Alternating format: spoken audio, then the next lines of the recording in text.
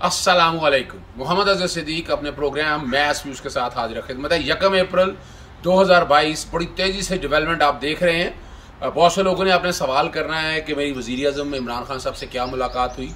मैं माजरत चाहता हूँ, मैं कुछ बता नहीं सकता, लेकिन पाकिस्तान को बेहतर करने के हवाले से और इस मुल्क में निज़ाम कैसे बेहतर हो सकते हैं, वज़ीर-ए-आज़म इमरान खान साहब इस मुल्क का भला चाहते हैं, इस मुल्क को आज़ाद और ख़ुद मुख्तार चाहते हैं और उसके लिए बड़ी लंबी चौड़ी डिस्कशन हुई है, वो मैं बता नहीं सकता आपको। मैं किसी वक्त होगी तो ज़रूर बात करूँगा, लेकिन आज आपको एक ख़बर देते चलें कि इस्लामाबाद हाई कोर्ट ने जो यूसुफ रज़ाक गिलानी का इलेक्शन था जिसमें वोट रिजेक्ट हुए थे और स्पीकर की रूलिंग आ गई थी और वो रूलिंग किसी कोर्ट में चैलेंज नहीं हो सकती।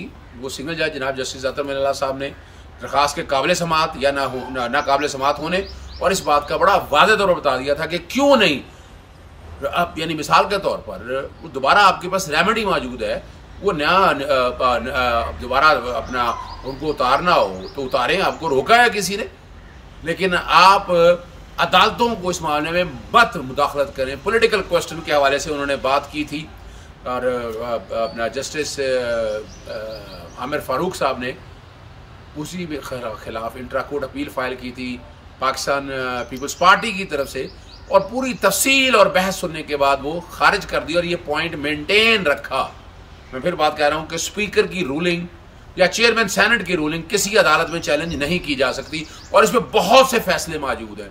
अब मैंने इसलिए शुरू में भी कहा था, बहुत से लोगों को एतराज़ रहा, मैंने सजेशन दी थी उस वक्त भी और मैं सोशल मीडिया पर यह बात की थी कि जो अदम एतमाद की तहरीक आई है, अदम एतमाद की तहरीक को आउटराइटली रिजेक्ट कर देना चाहिए था। टेक्निकल फ्लॉज थे उसके अंदर, मगर चूँकि अब तो अदम एतमाद की तहरीक आ गई हुई है, असम्बली के अंदर आ गई हुई है और 3 तारीख रखी है। 3 तारीख को क्या फ़ैसला होता है वो एक अलहदा इशू है, लेकिन आज भी मैं बड़ा क्लियर हूँ इस हवाले से कि स्पीकर की रूलिंग को किसी अदालत में चैलेंज नहीं किया जा सकता। और मैंने स्पीकर के इख्तियारात के हवाले से बताया था, जैसे डिफेक्शन के हवाले से अपना पार्टी प्रोसीडिंग पीटीआई की जो मुनहरफ अरकान है उनके खिलाफ मुकम्मल हो चुकी है और उसका रेफरेंस फाइल करना है, डेक्लरेशन वो दे देंगे, स्पीकर के पास जाएगा, स्पीकर आगे मामला जो है वो इलेक्शन कमीशन को भेज देगा, तो वहाँ उसकी हद तक तो वो अपना डिफेक्शन की हद तक फैसला आ जाएगा। फिर स्पीकर जो है उस पर रूलिंग देते हुए उन्हें वोट डालने से रोक सकता है। अब इसको जाकर चैलेंज करें जहाँ मर्जी, लेकिन स्पीकर का ये इख्तियार मैं पहले भी बता चुका हूँ, मैं फिर दोबारा रिपीट करता हूँ कि ये इख्तियार अपनी जगह पर मौजूद है और ये इख्तियार स्पीकर का नहीं लिया जा सकता। हम इसे आगे चलते हैं इस बात को सामने रखते हुए। मिसाल के तौर पर कई वोट रिजेक्ट करता है, कई वोट ऐसे हैं कि फॉर सो मैनी रीजन, मिसाल के तौर पर फ्लोर ऑफ द हाउस आते हैं लोग, तो फ्लोर ऑफ द हाउस पे आने के हवाले से जितने भी वोट कास्ट होंगे यानी गिनती के हवाले से जो फैसला वो स्पीकर देगा वो स्पीकर मानना पड़ेगा और वो भी किसी फ्लोर पे चैलेंज नहीं हो सकता। इस काम के लिए बदमाशी उन्होंने यकीनन करनी है, उन्होंने अपने हर तरह से कोशिश करनी है कि गैलरी में लोगों को डाला जाए और बदमाशी से ये जमहूरी तरीका है, जमहूरी तरीके से इसको लड़ना चाहिए और कानूनी तौर पर अगर कोई जंग लड़नी है तो कानून के मुताबिक ये जंग लड़नी चाहिए। आर्टिकल 63 के हवाले से पीर वाले दिन समात होगी और उसमें बहुत सी तफसीलें डिस्कस होगी, लेकिन आपको इस्लामाबाद हाई कोर्ट के हवाले से जो फैसला था अपना कोशिश करूँगा बैकग्राउंड पे, जो कि वक्त कम है शायद ना चला सकूँ मैं आपको, लेकिन बुनियाद मैंने आपको बता दी है कि बुनियाद वही है। यानी जो भी रूलिंग दे दी है वोटों के हवाले से, वोट ज़्यादा हैं कम है तो उसकी रेमेडी आपके पास अवेलेबल है। आज भी तहरीक अदम एतमाद अगर मुस्तरद होती है तो उसके दोबारा आप फिर आ सकते हैं नेशनल असेंबली में, नई तहरीक अदम एतमाद आप ला सकते हैं और स्पीकर जो भी कोई काम करता है। अच्छा ये बात करते हैं कि स्पीकर की रूलिंग है वो आइन तोड़ता है, आइन नहीं तोड़ता। मैं फिर बताता चलूँ आपको, एक इख्तियार दिया हुआ है, इख्तियार के मुताबिक ऑर्डर पास करता है, रूलिंग देता है। यानी आप अगर देखें आर्टिकल 63(2) के तहत यूसुफ रज़ाक गिलानी की दाखिली के हवाले से मैंने रेफरेंस दायर किया था, सुप्रीम कोर्ट बाद में गया था, पहले मैंने रेफरेंस दायर किया था, वो रेफरेंस मुस्तरद कर दिया था। रेफरेंस मुस्तरद करने का इख्तियार मौजूद था स्पीकर के पास।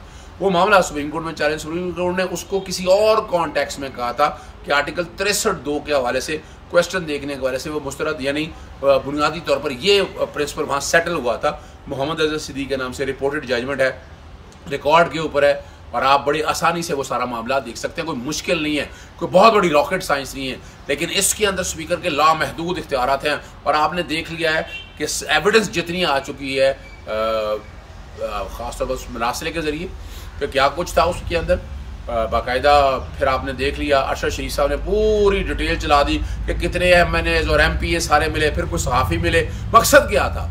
यानी अगर इन चीज़ों को देखा जाए तो ये अक्टूबर से चल रही थी। सबसे पहले हारून रशीद ने एक खबर ब्रेक की थी, फिर उसके बाद अंसार अब्बासी साहब ने, फिर औरिया मकबूल जान साहब ने ये सारे डिटेल और डाटा आपके सामने रख दिया है। ये एविडेंस सजेस्ट करती है कि इसमें फॉरेन एलिमेंट इन्वॉल्व हैं और उनका मकसद ये था कि डेमोक्रेटिक इलेक्ट्रिक गवर्नमेंट को गिराना मकसूद था। और उसके लिए ये सारी मोटिवेटेड तहरीक, और मैंने ये सारा कुछ आने के बाद नेशनल सिक्योरिटी काउंसिल का भी आपके पास आ गया और मैंने इसलिए सजेस्ट किया था, और मैं स्पेसिस में बात करता हूँ कि चाहिए अपोजिशन जमातों को चाहिए कि ये तहरीक अदम अभी वापस ले लें और इसकी इंक्वायरी और इन्वेस्टिगेशन करें, और उसके बाद नई अदम अदमाल की तहरीक को दायर कर सकती है। कोई नहीं रोक सकता उसको, याद रखिएगा। नई तहरीक अदम 6 महीने के हवाले से बात चली आ रही है, लेकिन आपको इतनी जल्दी क्या है? यानी ऐसा क्या है, आसमान गिर गया या आप क्या यानी इस वक्त जो नजर आ रही है बात कि उससे पीछे टोटल कहानी जो है वो सारी फॉरेन एजेंडा लग रहा है, और फिर यहाँ से आप डायरेक्ट आप मूव कर रहे हैं। इसलिए मैंने अपना मूनस लाई की और चौधरी परवेज लाई की तारीफ की थी कि वो इस एजेंडे का हिस्सा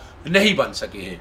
अब डिपेंड ये करता है कि इसको एक स्टेट्समैन होके जो अपोजिशन जमातें सोचती हैं या नहीं सोचती, क्या फैसला करती हैं, या बॉल उनकी कोर्ट के अंदर है, उन्होंने बैठकर फैसला करने। अब दिन बड़े हैं, आज भी तहरीक अदम एतमाद वापस लेकर एक बड़े बन का सबूत दें, आप साबित करें कि आपको इस मुल्क से प्यार है, आप किसी के एजेंडे पे नहीं चल रहे हैं। जब इतनी चीजें आ चुकी हैं, और देखें उसमें मेन रोल नवाज शरीफ का है। मैंने फिर आपको दोबारा मैं दोहरा देता हूं, आपको इसलिए बताता हूं कि 3 मार्च को मुलाकात हुई हुसैन हक्कानी मेमो गेट के स्कैंडल का मरकजी किरदार नवाज शरीफ खुद लेकर के फिर यही लॉबिंग करने के हवाले से इस्तेमाल हुए, और अमेरिकन गवर्नमेंट को बाकायदा उन्होंने इस बात में इंस्टिगेट किया, या जो कोई भी किया वो सारे हालात तो सामने आ जाएंगे। जब उनकी इंक्वायरी और इन्वेस्टिगेशन होगी तो हुसैन हक्कानी का रोल भी आप लोगों के सामने आ जाएगा। और कोई मुश्किल काम नहीं है, आपको बात सिर्फ इतनी है, आप लोगों को माइंड अप्लाई करना है, ज़हन का इतलाक करना है। अगर चलें फर्ज करें आप यही नहीं भी तैयार हैं तो तहरीक अदम एतमाद बड़े आराम से जीती जा सकती है। वो कैसे? 177 वोट है आपके पास कोलिशन पार्टनर्स की। अगर उसमें से मिसाल के तौर पर बाप के कोई वोट नहीं आते, वो अपना डिविएट करते हैं इस हवाले से, या MQM का वोट नहीं आता, या पाकिस्तान मुस्लिम लीग नून या पाकिस्तान पीपल्स पार्टी के वोट अगर नहीं डाले जाते, तो इसका क्या होगा? इसका अल्टीमेटली आपका इम्पैक्ट होगा कि वो वोट काउंट नहीं होगा, और आप 177 की बजाय अगर 171 भी आपने वोट लिए तो तहरीक अदम एतमाद अपनी मौत आ मर जाएगी। और पॉसिबिलिटीज यही हैं। इसके साथ अगला जो काम किया है कि उस्मान बुज़दार का इस्तीफा गवर्नर ने मंजूर कर लिया है, और कल यानी 2 अप्रैल वाले दिन पंजाब के वज़ीर आला का इंतखाब होगा, और पंजाब अगर यानी ज़ाहिर अपना परवेज़ लाई बड़े आराम से जीत जाएंगे। इस टाइम पे बहुत ज़बरदस्त एक कार्ड खेला है कि वफाक से तवज्जो अब पंजाब की तरफ आ गई है, तो दोनों तरफ डाइवर्ट हो गया, और अपोजिशन जमातों के लिए बड़ा मुश्किल हो गया है, और उनके लिए अब ये सारा मैदान लड़ना है। वफाक की बजाय वो पंजाब में भी लड़ेंगे, तो ये आप बैठ के फैसला करना, और ये सारी की सारी भागेंगी दौड़ेंगी। बहरहाल एक इमरान खान ने इन सबको दौड़ा दिया है, दौड़ने लगा के दौड़ा के मार रहा है इन लोगों को, और शायद इन लोगों को अपना शायद सांस लेने का मौका भी ना मिले। लेकिन बहरहाल ये चीज़ें सारी अब फैसला जो है करना है आपकी अपोजिशन जमातों ने।